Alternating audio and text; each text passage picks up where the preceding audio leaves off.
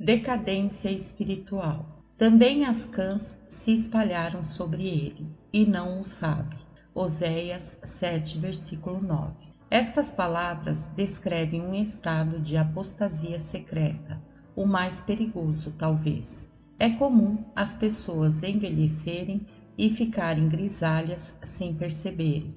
A maioria das pessoas não está disposta a pensar na velhice. Elas não gostam de observar o progresso da decadência, e as marcas da velhice lhes passam despercebidas. Os dentes caem um a um, a mão perde a sua firmeza, os membros perdem sua elasticidade, o olho torna-se fraco, cabelos brancos aparecem aqui e ali sobre a cabeça, e nos encurvamos por causa da velhice, antes de nos darmos conta disso. Assim é com a decadência da alma nas coisas divinas. É uma das verdades mais solenes e emocionantes é que a vida de Deus na alma está sujeita a murchar e decair, mas não pode morrer. Se Deus uma vez deu vida espiritual à alma, eu sei que Ele vai mantê-la para a glória eterna. O Senhor aperfeiçoará o que me diz respeito. Não desampares as obras das tuas mãos. Salmo 138, versículo 8. Mas isso ainda é passível de muitas e tristes quedas. Isto é claro a partir da Escritura. Deus diz: eu mesmo te plantei como vide excelente, uma semente inteiramente fiel. Como então te tornaste uma planta degenerada, de vide estranha para mim? Jeremias 2, versículo 21. Voltai, ó filhos rebeldes, diz o Senhor, pois eu vos desposei. Jeremias 3, versículo 14. O meu povo é inclinado a desviar-se de mim. Oséias 11, versículo 7.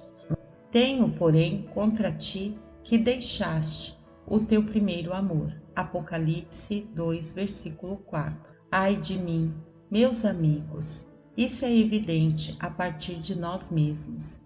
Embora eu louve a Deus porque Ele parece estar multiplicando a igreja, mesmo entre vocês, os que serão salvos, embora alguns de vocês pareçam estar indo de força em força, de quantos se pode dizer. Também as cãs se espalharam sobre ele, e não o sabe. Quantos perderam seu gosto pela casa de Deus? Não é mais como nos dias passados. A noite de quinta-feira não é tão valorizada quanto era antes. A reunião de oração é raramente ou nunca frequentada. As companhias do mundo são mais procuradas. A companhia de Cristo menos estimada. Há menos zelo pela conversão dos outros, menos oração, menos louvor, menos liberalidade. Ah, irmãos, nós, como uma congregação, somos um monumento que mostra que existe tal coisa como a decadência espiritual. Com que seriedade vocês já ouviram a palavra de Deus? Vocês não perdiam uma oportunidade na semana ou aos sabás. Vocês ouviam como por suas vidas seus louvores já foram mais plenos e mais fervorosos do que são agora. Com quanto cuidado vocês estavam entesourando a palavra, repetindo-a para si mesmos e seus filhos e seus companheiros, como eram fervorosos em suas orações. Em muitos de seus corações temo que devemos escrever, e Cabode, a glória se foi. Outro fato solene é que essa decadência é sempre secreta e despercebida. É como a aproximação da velhice. Também as cãs se espalharam sobre ele e não o sabe. As pessoas mais velhas nunca observam o avanço gradual da velhice. Em geral, eles não gostam de pensar em seu envelhecimento. Assim é com a decadência da alma de um crente. Ela continua secreta e silenciosamente. Os olhos da fé tornam-se mais e mais escuros. A mão perde a sua firmeza. A alma perde seu encanto na obra consumada de Emanuel. E ainda assim ela não sabe. Concessões ao pecado roubam a alma. Também as cãs se espalharam sobre ele, e não o sabe. Primeiro, Marcas. Alguns dos cabelos grisalhos. 1. A Bíblia negligenciada. Quando uma alma é inicialmente trazida a Cristo, ela se deleita com a palavra de Deus, tem apetite por ela como um bebê recém-nascido, assim como uma criança tem um constante apetite pelo leite de sua mãe. Assim é a alma pela palavra, ela tem compreensão espiritual da palavra. Tudo parece doce e fácil, tudo testifica de Jesus. A alma apreende o sentido. Sinceramente, pergunta aos ministros e a outros o significado de passagens difíceis. Ela tem crescimento, que vos seja dado crescimento. Considera-se ser a alimentação diária da alma, a espada para afastar a tentação. Que diferença na decadência! Não há gosto pela palavra. Ela pode ser lida como um dever ou como uma tarefa pesada. Não há mais encanto. Outros livros são mais preferidos do que a Bíblia. Não há crescimento no conhecimento da palavra. Não há mais aplicação. Ela não é recebida com mansidão. Não há lembrança do capítulo lido na parte da manhã. Não é respondido a Satanás. Assim está escrito, e assim diz o Senhor. Ah, meus amigos, como o outro torna-se obscurecido. Também as cãs se espalharam sobre eles, e não o sabe. 2. A oração negligenciada. Eis que ele está orando. Foi a primeira marca de que Paulo foi trazido da morte para a vida. A alma goza de grande proximidade com Deus. Entra dentro do véu, deita-se aos pés de Jesus e derrama seus gemidos e lágrimas ali. O crente se levanta, como seu Senhor, de manhã muito cedo, acorda no meio da noite, clama em secreto a Deus, antes de entrar na companhia, ou de encontrar um amigo, ou de responder a uma proposta. O coração voa para o propiciatório, para orar sem cessar. Ele se derrama, chorando por libertação do pecado, o pecado que mais o tenta e contra o qual ora mais. Suas intercessões pelos outros eram profundas, constantes. Antes era doce e fácil orar pelos outros. E quanto a mim, longe de mim, que eu peque contra o Senhor, deixando de orar por vós. Tudo isso muda secretamente. A alma está longe de Deus, sem colocar orações no incensário de ouro, entrando no interior do véu, aproximando-se. Não levanta mais cedo para orar, não clama à noite, nenhuma oração em emergência repentinas. Nós agora frequentemente respondemos propostas em nosso próprio espírito, sem pedir o conselho do Senhor. Agora oramos pouco contra o pecado. Não temos coragem de orar contra algum pecado, ou oramos fracamente e sem resolver abandoná-lo. Pouca intercessão agora.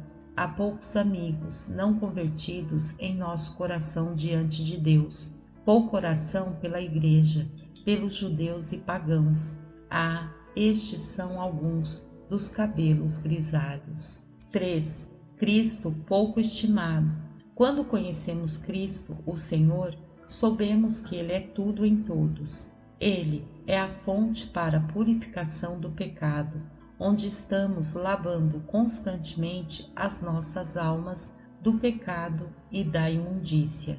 Em suas vestes brilhantes e brancas, estamos escondendo continuamente nossas almas nuas. Ele é a rocha, dando a água viva que sempre nos acompanha. Ele é o marido compassivo e irmão mais velho, em quem nos encostamos, vindo do deserto. Ele é o nosso rei, a cujos pés o nosso coração está curvado, para que ele possa reinar sobre ele para todo sempre. Quando há decadência, não é assim. Há muita culpa na consciência, mas poucos que correm para a fonte. Há uma dúvida e desgosto pelo caminho da salvação por Cristo. Há poucos escondidos debaixo da justiça sem as obras. Há poucos bebendo da rocha, que parece seca, ou que fomos removidos dela. Não há descanso em Cristo, não se sente sua presença, de noite e de dia. Ah, esta é uma marca triste dos cabelos grisalhos. 4. Pecado não curado. Quando conhecemos o Senhor, como o pecado parecia, tivemos descobertas terríveis da excessiva malignidade do pecado. Parecia mal e amargo. O fardo que havia esmagado o Senhor Jesus ao mais profundo do inferno.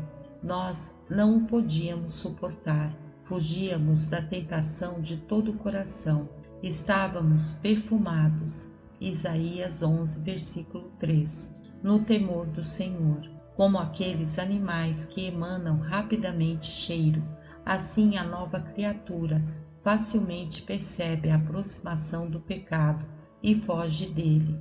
Agora temos pouca convicção de pecado, os olhos secos em confissão, pouca confissão ou nenhuma, nenhum momento separado para a confissão de pecado, temendo pouco a tentação. A alma torna-se mais e mais ousada em sua aproximação do pecado. 5. Cristãos desprezados. Por amarmos a tudo que o Senhor amou, toda a nossa alegria estava neles. A marca que Cristo deixou como marca de um verdadeiro discípulo aplica a nós. Nisto todos conhecerão que sois meus discípulos, se vos amardes uns aos outros. João 13, versículos 3 ao 5. Tínhamos tudo em comum com eles, de modo que nenhum deles poderia estar necessitado. Nos exortávamos todos os dias, como o ferro afia o ferro. Nós não suportaríamos pecado sobre nosso irmão. Falávamos com tal amor e franqueza e humildade que não poderiam ficar ofendidos. Agora olhamos para eles com frieza, não somos tão íntimos com eles, tememos que eles vejam a nossa culpa. Nós não somos tão cuidadosos com os santos pobres como antes. Jurávamos para nossa própria dor e começamos a mudar. Nós não nos exortamos uns aos outros diariamente. Quando nos reprovam, ficamos com raiva e não reprovamos com amor, mas com um espírito amargo ou falamos mal deles pelas costas. 6. Ímpios não avisados. Antes chorávamos por eles em secreto, suplicávamos a Deus noite e dia pela sua conversão, abominávamos seus caminhos. Odeio a obra daqueles que se desviam. Não se me pegará a mim. Salmo 101, versículo 3. Agora nossas entranhas não anseiam por eles, pouca ou nenhuma oração pela sua conversão. Agora, talvez, culposamente, rimos dos seus maus caminhos. Se não participamos, pelo menos não o reprovamos. 2. Causa da decadência. 1. Luxúria dominante. Desse modo com Israel. Todos eles são adúlteros, são semelhantes ao forno aceso pelo padeiro. Oséias 7, versículo 4. Foi a causa da decadência de Israel. Assim será com você e comigo. A cobiça pelo dinheiro, uma luxúria sensual, um desejo de louvor ou prazer, se presente e prevalecente, fará toda a alma murchar. Por um tempo você começa a lutar contra ela, então sua oposição enfraquece, então você oferece desculpas para ela, então você esconde de si mesmo, mas ainda obedece ao seu poder. Isso traz culpa para a consciência, tira o prazer da Bíblia e faz você cansado do propiciatório. Isso faz com que o Santo Salvador seja pouco valorizado. Isso faz com que o pecado seja pouco odiado, os cristãos evitados, e não se tenha piedade dos ímpios. Ó, meus irmãos, devemos ser ou inimigos de todo pecado, ou seremos decadentes, ramos murchos. Um desejo nutrido em seu coração será uma víbora em seu seio. 2. Companhias mundanas. Efraim se mistura com os povos. Oséias 7, versículo 8. Este foi o caráter peculiar dos judeus. Eis que este povo habitará só, e entre as nações não será contado. Números 23, versículo 9. Mas quando eles misturaram-se entre as nações, então cabelos grisalhos começaram a aparecer. Assim é com os cristãos. Eles são um povo peculiar. Jesus disse a respeito deles: não são do mundo, como eu do mundo não sou. João 17, versículo 16. Somos tão completamente separados do mundo como Cristo foi. Temos sangue sobre nós e o Espírito Santo em nós. Temos alegrias e tristezas peculiares. Nós somos um povo de oração, um povo de louvor. Mas no momento em que começamos a nos misturar com os ímpios, cabelos grisalhos começam a aparecer, as nossas almas murcham. Não me entenda mal. Se Deus o colocou em sua família ímpia, onde Deus não é adorado, onde o seu santo nome é blasfemado, onde a sua palavra não é lida, onde os seus ouvidos são perturbados com a conversa suja dos ímpios, não desanime.